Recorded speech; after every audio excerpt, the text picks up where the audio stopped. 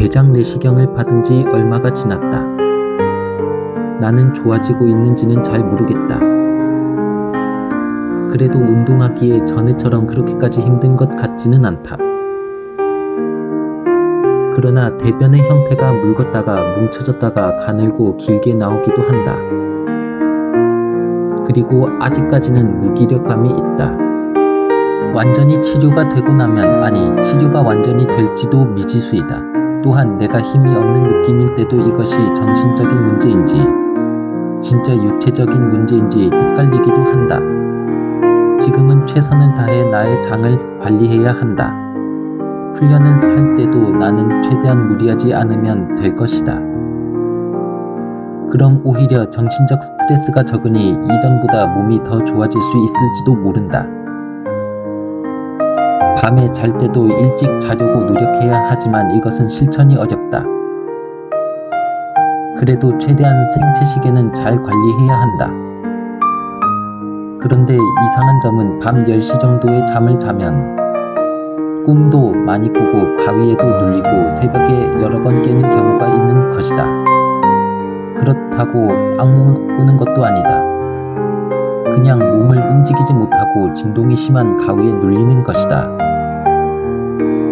그리고 이런 가위에 눌렸을 때 눈을 뜨고 있어도 귀신이 나타나지 않는다. 가끔씩 환청은 들릴 때가 있는데 대부분 엄마 목소리인 경우가 많다. 그리고 진짜 무서운 건 가위 눌렸을 때 이상하게 눈을 감고 있을 때 귀신이 나올 것 같은 느낌이 들 때가 있다. 만약 이때 눈을 뜨면 눈앞에 귀신이 나올 것 같은 그런 느낌이 드는 것이다. 그리고 이때 더 무서울 때가 있는데 눈을 감고 있는데도 어떠한 환청이나 인기척이 느껴지거나 몸에서 이상한 느낌이 나면 머리를 흔들며 발버둥을 쳐서 가위 눌림을 풀려고 해도 풀려나지 않는 것이다. 다행히 발버둥을 치고 조금 있으면 풀려나기는 한다. 가위 눌림의 종류는 여러 가지가 있다. 그중 매우 어지러운 가위 눌림인 갑자기 크게 핑핑 도는 소용돌이 가위 눌림이 있고 다양한 진동의 형태와 강도의 진동 가위 눌림이 있다. 나는 주로 소용돌이 가위 눌림과 진동 가위 눌림을 경험한다. 귀신이 나오는 가위 눌림은 요즘에는 없지만 옛날에는 경험한 적이 있었다. 내가 어릴 적 엄마랑 잠을 자고 있는데 가위에 눌린 것이다. 그때 난 호기심으로 눈을 떴었는데 옆에 눈, 코, 입이 없는 몽달 귀신이 있는 것이었다. 나는 너무 무서워 눈을 감고 있었는데 몽달 귀신이 손가락으로 내 눈을 열려고 하는 것이었다. 그래도 내가 눈을 뜨지 않자 몽달 귀신은 내 배를 손톱으로 작게 집어서 꼬집기 시작하였다. 지금 생각하면 몽달 귀신의 행동이 너무 기괴하고 이상하지만 그때는 완전 기절할 정도로 너무 섬뜩하고 무서운 상황이었다. 그래서 나는 다음날 가위 눌릴 때 눈을 꼭 감고 신음소리까지 냈다. 또다시 몽달 귀신이 나타날까봐 눈을 절대 뜨지 못하고 아무것도 못한 채 신음소리를 냈던 것이다. 그때 엄마가 내 신음소리를 듣고 나를 깨워준 것이었다. 그래서 다음에도 가위 눌릴 때마다 신음소리를 내서 엄마에게 도움을 요청하였다. 그러나 지금은 몽달 귀신이 전혀 나타나지 않기 때문에 가위에 눌리고 있을 때도 눈을 많이 떠본다.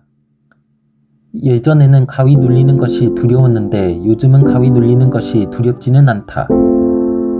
또한 나에게는 불면증도 있다. 이유는 모르겠지만 밤에 잠이 안 올 때가 많다. 그리고 아침에 일어나면 엄청 성질날 정도로 피곤할 때가 많다. 이건 내가 초등학교 다닐 때부터 그랬던 것 같다. 그래서 예전에는 아침에 일어날 때마다 엄청 성질을 냈던 적도 있었다. 학교를 다닐 적이었는데 학기 초반에는 꾹 참고 아침에 일어나다가 점점 시간이 지나면서 아침에 일어나는 것이 너무 힘들다 보니 학교 가기 싫다고 성질을 부린 적이 많았다. 아침에 일어나기 싫은 건 예전이나 지금이나 비슷하다. 내가 조정 선수를 2017년에 시작하였다. 그때는 실내 경기만 나갔었는데 실내 조정 1000m 기록을 재는 것이 너무 힘들고 고통스러웠다. 그래서 그때부터 아침에 일어날 때 부담감이 컸었다.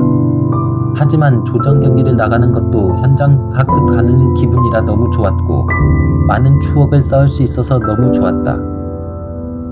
지금은 내가 친구들보다 기록이 뒤처지지만 그때는 내가 학교 애들보다 압도적으로 기록이 좋았었다. 그때는 메달을 많이 땄었다. 그리고 조정이 아닌 그 밖의 대회를 나갔을 때도 1등에서 2등을 한 적이 꽤 있었다. 지금껏 수많은 생각들이 있었고 앞으로도 수많은 생각들을 하게 될 것이다. 나의 과거와 미래에 대해 생각을 하게 될 것이고 나의 인생에 대해 계속 생각을 하게 될 것이다. 나는 조정 선수를 언제까지 할 것인지는 전혀 모르겠다. 앞으로도 계속 즐길 수 있다면 70세까지도 조정 선수를 하고 싶다. 난 2018년도에 조정을 그만둔 적이 있었다. 그때 내가 조정을 그만둔 이유는 너무 고통스러웠기 때문이었다. 그리고 그때는 같은 반에 질 낮은 못된 놈이 있었는데 내가 그때 판단력이 없어서 그 못된 놈이랑 친구로 지냈었다. 그래서 조정을 그만두고 그 못된 짐승만도 못한 놈하고 게임을 같이 하고 싶었던 것이었다. 그 짐승만도 못한 놈은 나를 낚시터에도 끌고 갔었고 금전적인 피해도 상당히 입혔었다. 그리고 2019년도부터 내가 지 말을 안 듣는다고 나를 더 함부로 대했었다. 2020년이 됐는데 재수도 없게 그 짐승만도 못한 놈이랑 같은 반이 된 것이었다. 그때 매일 나한테 이상한 소리를 하고 못된 짓을 시키기도 하며 지가 해야 할 일을 애들한테 시키고 나한테도 시키며 매일매일 학교 폭력을 일삼았었다. 내가 진짜 그때 받아주지 말고 크게 반발을 했어야 했다. 이뿐만이 아니었다. 그 짐승만도 못한 놈은 나에게 갑질도 하고 협박도 일삼았었다. 내가 지 말을 안 들으면 물건도 빼앗고 전에 지가 시킨 나쁜 짓을 한 걸 갖다가 경찰에 신고한다고 협박을 하였었다. 또한 약점을 잡으려고 접근한 적도 많았으며 아주 기분 더러웠던 건 그 짐승만도 못한 놈이 내 폰을 빼앗아서 내 카톡이랑 문자, 메일 등을 다 훔쳐본 것이었다. 그리고 기분 더러웠던 건 지가 내 포켓몬고 포켓몬 강한 건 다 빼앗아 가고 포켓몬 배틀 로열에서 나를 이겼다고 존나 쳐 나댔었다. 이건 나더러 포켓몬을 잡아오라 시키기까지 했었다. 그리고 내가 낚시터에 절대 안 가니까 물고기 잡아오라 시키기까지 했었다. 그 짐승만도 못한 놈은 내가 조금만 싫은 티를 내도 별의별 지랄을 다 한 적도 있었다. 내가 지를 배신을 했다고 하거나 친구를 모함한다고 하질 않나. 특히 선생님들 앞에서 지가 불리할 때 지 편을 들으라고 친구 들이까지 쳤었다. 그 짐승만도 못한 새끼가 선생님들보다 친구 편을 들어야 하고 친구 말을 들어야 한다는 등의 개소리를 짓거렸었다. 학교에서 여러 만행들을 저지른 이 짐승보다 못한 놈은 100% 지옥으로 떨어져서 영원한 지옥 형벌을 받아야 한다. 그 못된 짐승만도 못한 놈에 대한 원한은 지금도 내 마음 깊이 뿌리박혀 있다. 그리고 그 원한은 평생 지워지지 않을 것 같다.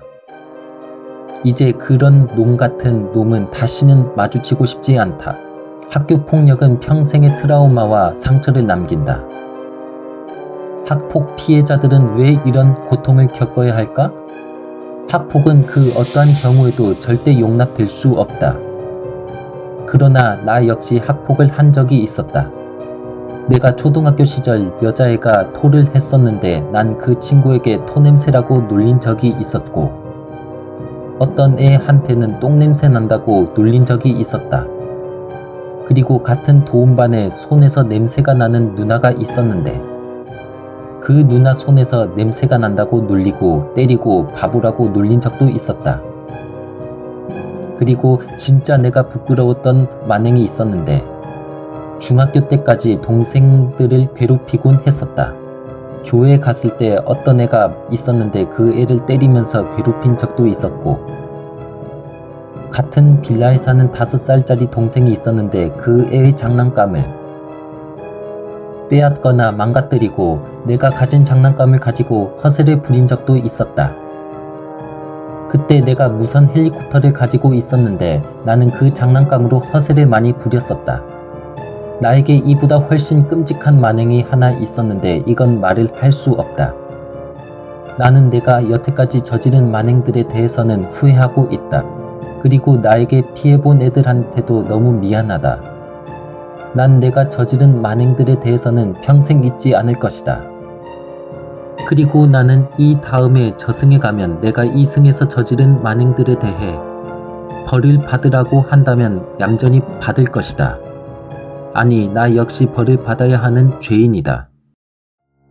그래도 난 조정선수만큼은 잘된 것 같다. 조정선수를 직업으로 한 걸 지금은 전혀 후회하지 않는다. 조정 말고는 내가 할 수 있는 일이 공사장에서 아빠 일 도와주는 것 밖에 없다. 그마저도 아빠 백으로 공사장에서 일을 할 수 있는 것이기 때문에 아빠가 없으면 내가 할 수 있는 일이 없다. 그 이유는 내가 능력이 없기 때문이다. 그래서 나는 될 수 있으면 70세까지 조정선수를 하고 싶은 것이다.